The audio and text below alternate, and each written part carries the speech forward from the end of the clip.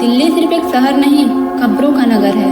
हर इमारत, हर दीवार कोई न कोई दास्तान छुपाए हुए हैं। लेकिन एक किला ऐसा है जो न शोर मचाता है और ना ही खामोश होता है। वो बस देखता है। उस शाम को जब एक सम्राट सीढ़ियों से लुढ़कता हुआ अपने अंजाम तक पहुंचा। ये कहानी है हुमायूं की, एक ऐसा बादशाह जिसने आधी जिंदगी हारते हुए बिताई और जब जीता तो इतिहास ने उसे जिंदा नहीं छोड़ा। बात है 1530 की। बाबर की मौत के बाद दिल्ली की गद्दी पर उसका सबसे बड़ा बेटा बैठा, जिसका नाम था नसरुद्दीन मोहम्मद हुमायूं। उम्र मात्र 23 साल, अनुभव नगण्य यानी कुछ भी नहीं। उसने अपने भाइयों को जागीरें दी। कई लोग कहते हैं वो दिल से बादशाह था, दिमाग से नहीं। कोमल, कला प्रेमी, धार्मिक पर युद्ध में कमजोर। उधर अफगान सेनापति शेर खां, जो बाद में शेर शाह बना, उसकी ताकत का हर दिन मजाक उड़ा रहा था। 1540 में कन्नौज की लड़ाई में शेर शाह से हारने के बाद हुमायूं भटकता रहा। कभी सिंध की रेगिस्तानी रेत में, कभी ईरान के शाह के दरबार में, तो कभी अपने ही भाइयों की धोखेबाजी के सामने। उसकी बीवी हमीदा बानो गर्भवती थी और एक गुफा में अकबर को जन्म दिया। एक सम्राट जिसका बेटा जंगलों में पैदा हुआ, क्या इससे ज़्यादा त्रासद कुछ हो सकता है? 15 साल बाद 1555 में हुमायूं फारसी ताकत और वफादार सेनापतियों के सहारे दिल्ली लौटा। अब वह वही हुमायूं नहीं था जो 1540 में हारा था। वो थका हुआ, परिपक्व और आत्मनिरीक्षण से भरा हुआ था।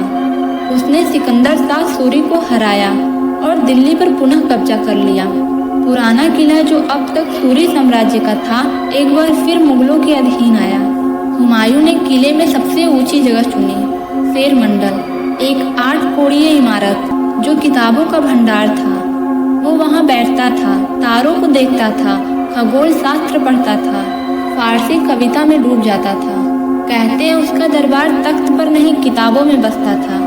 उसे जुनून था इल्म ज्ञान का। वो किताबों को चुनता था, अजान होते ही उन्हें आदर से उठाकर रखता था। लेकिन शायद यही आदत उसकी मौत की वजह बनी। 24 जनवरी 1556 हुमायूं ने शाही दरबार में कहा, मुझ पर अल्लाह की इनायत है, अब मैं दुनिया और आत्मा की गहराई समझना चाहता हूँ।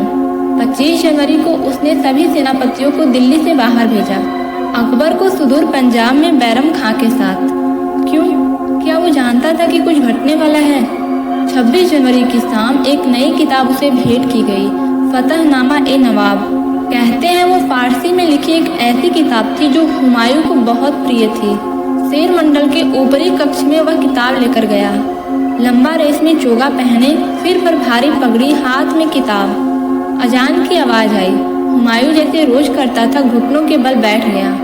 लेकिन तभी चोगा सीढ़ियों में उछल गया, संतुलन बिगड़ा और सम्राट 40 फीट ऊंचाई से नीचे आ गिरा। घायल लहूलुहान चुपचाप। हकीमों को बुलाया गया, ताबीज बांधे गए, दुआ पढ़ी गई, पर हुमायूं 3 दिन तक बिना होश के रहा। 27 जनवरी 1556 को उसने आंखें बंद की और इतिहास का सबसे बड़ा रहस्य पीछे छोड़ गया। इतिहासकार सवाल करते हैं, क्यों अकबर को पहले ही दिल्ली से बाहर भेजा गया था? क्यों सिर्फ एक सेवक उसके साथ ऊपर गया था? क्या चोगा सच में फिसलने की वजह बना या हुमायूं को किसी ने धक्का दिया? कुछ कहते हैं उसके दरबार में कुछ लोग नहीं चाहते थे कि वो ज़्यादा जिए। क्या ये एक सॉफ्ट कॉप था, एक षड्यंत्र जो किताब और अजान की आड़ में छुपा दिया गया? हुमायूं को बाद में लाहौर और फिर दिल्ली में दफनाया गया। हुमायूं का मकबरा दिल्ली में आज भी है, वही जिसकी प्रेरणा से ताजमहल बना। पर वो मकबरा चुपचाप है, जैसे पूछ रहा हो, मेरे मालिक को किसने मारा?